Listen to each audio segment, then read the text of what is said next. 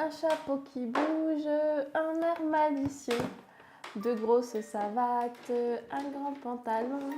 Et quand ça me gratte, je saute au plafond. Ouais, c'est super.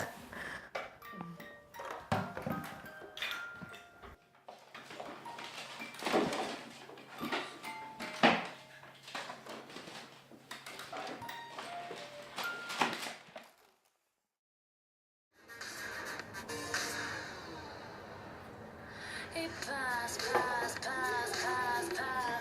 les jours comme un lointain souvenir. La dernière fois qu'on s'est fait la cour, on s'épuise même plus à chercher les réponses. On sait même plus quelle est la question. Faudrait fouiller dans les décombres et on s'accroche. Ici, c'est à Futuro School Toulouse. C'est l'association Vaincre l'autisme. On accueille des enfants autistes, on fait une prise en charge. Il y a 12 places dans cette structure. Pour l'instant, on accueille 9 enfants. Ils ont une prise en charge de 20 heures par semaine, que ce soit au sein de la Futuro School ou à domicile et dans les écoles.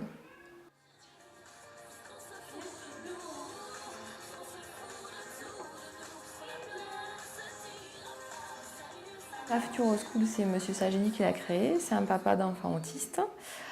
Et en fait, en général, que ce soit la Futuro School ou d'autres associations, c'est quasiment toujours des parents qui créent ces associations parce qu'il y a un gros manque en fait au niveau de l'autisme. Il y a quelques années, il n'y avait quasiment pas de structure spécialisée.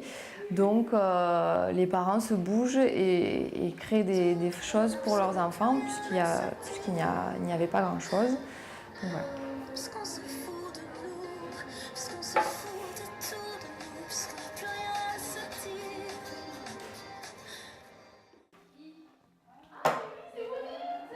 dire. Donne-moi. Très bien, encore.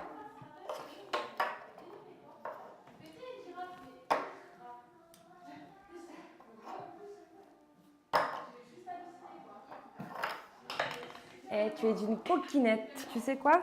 Tu es une coquinette. Ouais, c'est l'autre main? Ah non, c'est celle. D'accord, Clémence. Alors moi, je rigole pas comme ça. Toi, tu rigoles, hein?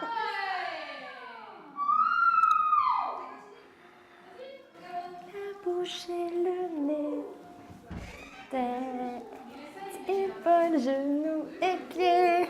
On fait tête, épaules et genoux, pieds. Eh, tu montes là? Qu'est-ce qu'on fait comme ça? On sautille. Donc on bosse avec des enfants, qu'ils soient neurotypiques ou autistes, c'est pareil. Enfin, je veux dire, c'est toujours quelque chose. Ouais, il faut toujours être dynamique, être motivé, il faut avoir le sourire. C'est vrai qu'on ne peut pas dire qu'il y a pas des jours où on arrive le matin et on est fatigué ou quelque chose comme ça. Et ouais, on peut avoir un doute sur le fait que si nous on cherche pas on cherche la coopération de l'enfant, mais si nous on fait pas en sorte d'être prêt et disponible pour l'avoir cette coopération, on peut douter vraiment de la séance qui va suivre. Ça c'est sûr. Attends. Allez, tu viens Clémence? On y va. On va faire la peinture.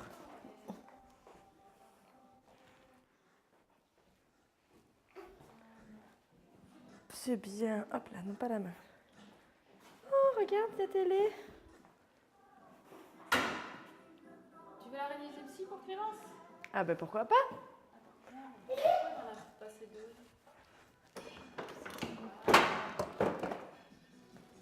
Clémence, tu peux pas mettre la bouche et le triangle en même temps. Si, elle peut mettre la La main et le triangle en même temps. Dans la bouche. Ah, regarde Clémence.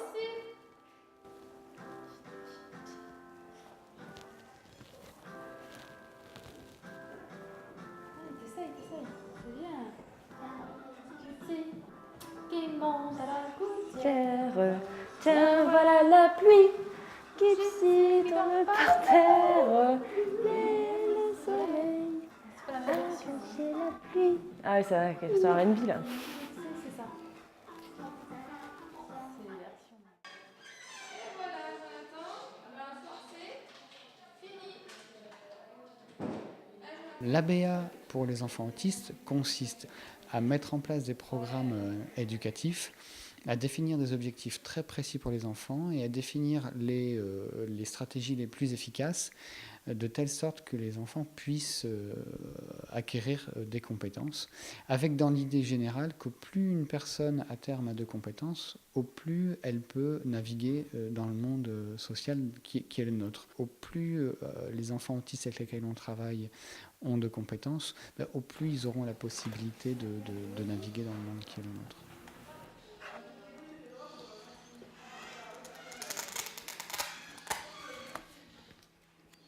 Le yaourt.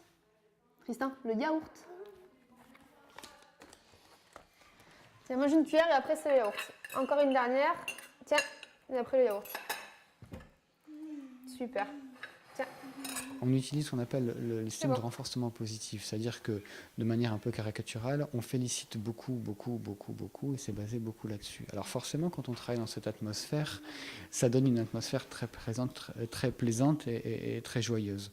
Et on retrouve cette atmosphère-là à la Futuro School parce que les 3/4 du travail est basé sur le renforcement positif où on félicite énormément. Et c'est parti! Wouh! Ding.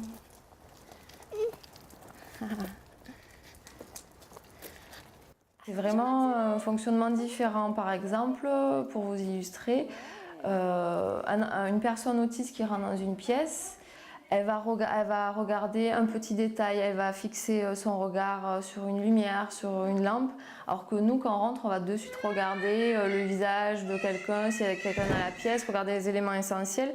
Eux, en fait, ils ont une vision très globale et ils n'arrivent pas à cerner les choses importantes, à faire la différence entre ce qui est important pour connaître la situation et l'analyser le plus vite possible, alors que nous, on le fait très naturellement.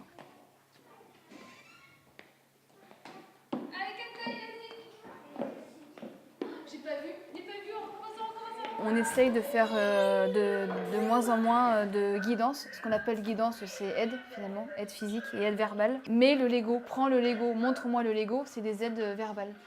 Et une aide physique, c'est quand on va utiliser les parties de son corps, donc souvent les bras, et qu'on va l'aider physiquement en lui tonnant le bras, pour l'amener à l'activité qu'on souhaite.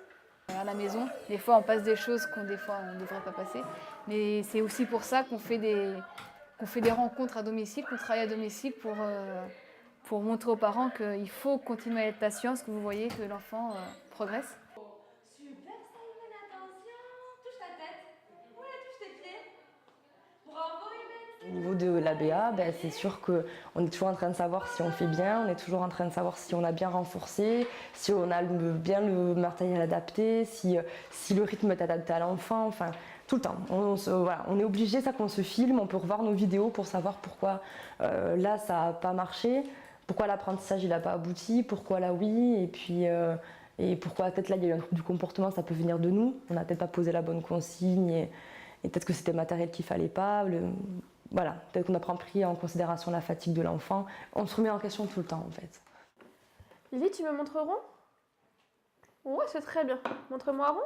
Ouais, c'est très bien. Montre-moi rond? Ouais. Montre-moi rond? Zumbala, zumbala, zumbam bam. Dans nos séances de prépa, on va préparer les jeux, on va préparer notre matériel, ce qu'on va faire avec l'enfant, on va écrire des rapports sur la progression de l'enfant, qu'est-ce qu'on peut faire avec ses enfants. Et ensuite, on va en séance et c'est juste génial d'avoir justement des enfants qui sont complètement différents.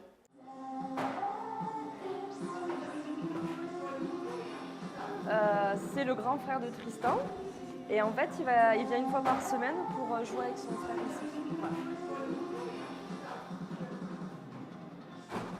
L'autisme en général, en arrivant ici, je me suis rendu compte de la pénurie des structures, des interventions d'accompagnement qui ne sont pas forcément les plus adaptées. Et là, je m'en suis vraiment rendu compte. Ça a été beaucoup plus palpable, on va dire, quand je suis arrivée ici, que j'ai pu entendre parler des parents qui ont galéré vraiment pour trouver des prises en charge adaptées à leurs enfants.